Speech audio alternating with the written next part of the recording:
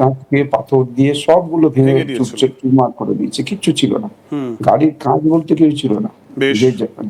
যেটা window seats যেটা বলছি আমরা কাঁচের, এটাকে ভেঙে চুরে শেষ করে দিয়েছে। তখন ওই পাথরগুলো অনেক ঢুকেছে, দেখবেন গাড়িতেও ছিল। ঠিক। তার মধ্যে একটা পাথর আমার এখানে আচানক এখানে লেগে যায়, কত বাঁচাবো নিজেকে, সেই তো। এখানে লেগে যায়, তারপরে রক্তাক্ত হয়ে যায়। তখন তো আমার মানে আমি তো ভাবলাম মরে যাব। তারপরে দরজা টানছে ওরা, টেনে বের করে মেরে ফেলবে। মানে কি বলবো, এটা হচ্ছে আমাদের গণতন্ত্রকে ওরা হত্যা করেছে। আপনাদের কাছে সেন্ট্রাল সিকিউরিটি ছিল, কিন্তু তারাও মানে তাদেরকে ওভার পাওয়ার করে দেয়।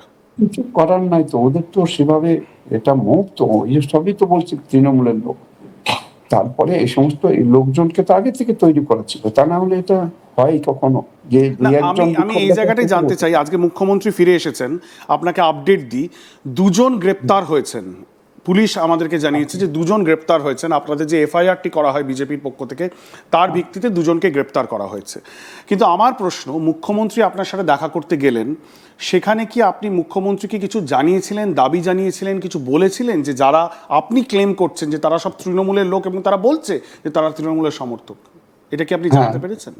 আমি আমি এটা এটা আমার মুখের কথা না তো, এটা তো তৃণমূল ওরা যারা ছিল ওরাই বলছে যে আমরা তৃণমূলের লোক, আপনাদের বিজেপির এখানে কোনো কাজ নেই, আপনারা এসেছেন কেন, আপনারা চলে যান। আমরা তো লোককে সহযোগিতা করতে গেছিলাম, ওদের কাছ থেকে জানতে চেয়েছিলাম যে আমরা জানবো যে কি কি সহযোগিতা কেন্দ্র সরকারের দরকার হবে, কেন্দ্র সরকার থ্রু রাজ্য সরকারই তো সব ডিস্ট্রিবিউশন হবে। তো কেন্দ্র রাজ্য মিলে এটা যাতে মানুষের যা এখানে প্রয়োজন সেটা যাতে পাই, এটাই তো করতে গেছিলাম আমরা। আমরা তো ওখানে অন্য কিছু কোনো ঝান্ডা নিয়েও যাইনি, কিছু যাইনি, আমরা তো জনপ্রতিনিধি একদম। মানে অলসো শ্রমিক Bhattacharya also MP, member of parliament, Rajya Sabha. So আমরা তো সবই মেম্বার অফ পার্লামেন্ট ছিলাম, আমাদের মেম্বার অফ লেজিসলেচার ছিলেন, আর কয়েকজন নেতা ছিলেন, কোনো ঝামেলা ছিল না। মুখ্যমন্ত্রী বলছেন যে বড় বড় কনভয় নিয়ে গেছিলেন, আপনার অনেক গাড়ির কনভয় নিয়ে গেছিলেন, মানুষের ক্ষোভ ছিল, মানুষ আরো রেগে যায়, এটা কি সত্যি? ধন্যবাদ জানাই মুখ্যমন্ত্রীকে, উনি কনভয় দেখতে পেয়েছেন। আর এত লোকের মত ছিল, ওরা আমাদের পিটিয়েছে, রক্তাক্ত করেছে, ভাঙচুর করেছে, মেরে ফেলার চক্রান্ত করেছিল, তো ওটা ওনার চোখে লাগেনি। আমি যে রক্তাক্ত অবস্থায় ছিলাম সবাই দেখেছেন আপনাদের মাধ্যমে, আপনাদের ধন্যবাদ জানাই। তো সেটা ওনার চোখে পড়েনি, উনি কনভয় দেখতে পেয়েছেন। কনভয় কোথায় ছিল, কটা গাড়ি ছিল, আমরা তো কয়জনই গেছিলাম, উনি কনভয় দেখতে পাচ্ছেন। আর উনি আপনি বললেন যে দুজন অ্যারেস্ট হয়েছে, সেটা 48 ঘন্টা পর, এতদিন লাগলো। আপনাদের মাধ্যমে সবই তো একেবারে প্রকাশ্যে দেখা যাচ্ছে কারা কারা মেরেছে, সেদিনই দেখা যাচ্ছে। অর্থাৎ সেদিন দুপুরবেলার ঘটনা, সেদিন কেন অ্যারেস্ট হলো না, আর কেন এতদিন? খগেনবাবু, আমি জানতে চাই যে মুখ্যমন্ত্রী যখন আপনার কাছে আসলেন তখন কি কথা হলো এক্স্যাক্টলি, আপনার কি কথোপকথন হয়েছে মুখ্যমন্ত্রীর সাথে? উনি ওখানে, আমি তো কথা বলার স্থিতিতে ছিলাম না, এখন যেমন বলছি আপনার সাথে, ডাক্তারবাবুদের নির্দেশ ছিল কথা বলবেন না। আমি কথাবার্তা না বলে আমি ওনার কথা শুনেছি, জাস্ট আমাকে জিজ্ঞেস করলেন আপনি কেমন আছেন, আমি বললাম এরকম করে দেখিয়েছে, আমি ভালো নাই, আমি দেখিয়েছি। তারপর উনি বললেন ওটা বিজেপির এলাকা, উনি ওখানে নাকি বিজেপির এলাকা, কেন ঘটলো আমি কন্ডেম করেছি, এটা বললেন উনি। আর উনি বললেন যে আপনার তো সুগার বেশি। আরে সুগার তো মানে সুগার, আজকে ধরুন সুগারের পেশেন্ট যারা আছে, আর একটা যদি বড় টেনশন হয় সুগার তো অটোমেটিক বাড়ে, এটার সঙ্গে সুগারের কোনো সম্পর্ক নেই। তো উনি এই সমস্ত দেখাচ্ছেন। তা আমি এখনই চোখের ডাক্তার এসে বলছিলেন, ওনারা যে মেডিসিন দিয়েছেন আমাকে চোখে, এখানে আমার তো মানে যেখানে চোট লেগেছে এটা মানে পুরো হাড় ভেঙে গেছে, ফ্র্যাকচার আছে ওনার, হ্যাঁ ফ্র্যাকচার আছে।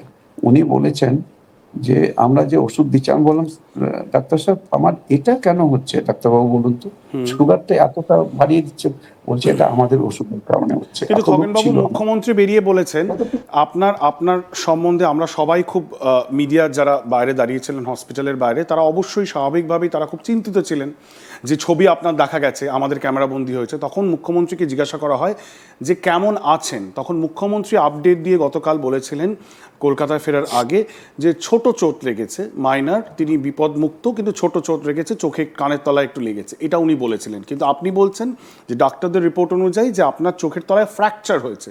মানে কতটা মানে পাওয়ারফুল একটা পাথর এসে আপনার চোখের নিচে লাগে যে আপনার ওখানে ফ্র্যাকচার হয়েছে, এবং যদি সেটা চোখে লাগতো তারা আপনি অন্ধ হয়ে যেতে পারতেন, খুব গুরুতর আহত হতে পারতেন, আরো বেশি আহত হতে পারতেন। একদম একদম ডাক্তারবাবুরা পরিষ্কার বলছেন যে আপনার মানে এটা হচ্ছে প্রভুর কৃপা আশীর্বাদ আছে, মানুষের আশীর্বাদ আছে, ভালোবাসা আছে, তাই আপনি আপনার চোখের রেটিনাটা আজকে এখনই ডাক্তারবাবু এসেছিলেন, আবার উনি 2-3 বার ভিজিট করেছেন আমাকে এইখানে নেউটিয়া যে গেটওয়ে সুপার স্পেশালিটি হসপিটালে আমি আছি। তো উনি যেটা বললেন আপনার আশীর্বাদ আছে বলে চোখের রেটিনা বা চোখের এখানে এখানে কিছু হয়নি, কিন্তু যে ফ্র্যাকচারটা হয়েছে ওটা খুব সাংঘাতিক, এবং এটা আপনার কমসে কম 1.5 থেকে 2 মাস লাগবে এটা সারতে। তাহলে কিছুই না উনি বলছেন, দিদিমণি বলছেন কিছুই হয়নি। এই মুখ্যমন্ত্রী উনি তো সবটাই ছোট ছোট বলেন, কোনোটাই বড় ঘটনা না ওনার কাছে। যদি আজকে বড় ধরনের কোনো ঘটনা ঘটে পশ্চিমবাংলায়, যে এত বড় মহিলারা আক্রান্ত হচ্ছে, তারা যখন হচ্ছে ধর্ষিতা হচ্ছেন, খুন হচ্ছেন, ওগুলো ছোট ঘটনা, এটা তো আরো আরো মাইনর ওনার কাছে। সুতরাং ওনার বক্তব্য উনি কি বলছেন আমি তার কোনো আমল দিতে চাই না। প্রধানমন্ত্রীর সাথে কি আপনার কথা হয়েছে? উনি কি ফোন করেছিলেন? প্রধানমন্ত্রী স্যার টুইট করেছেন, উনি ফোন করে কথা বলার চেষ্টা করেছেন, যেহেতু ফোন আমি অ্যাটেন্ড করতে পারছি না একেবারে 2 দিন ধরে, জাস্ট আজকে এই প্রথম একেবারে আমি শুরু করেছি অ্যাটেন্ড করতে।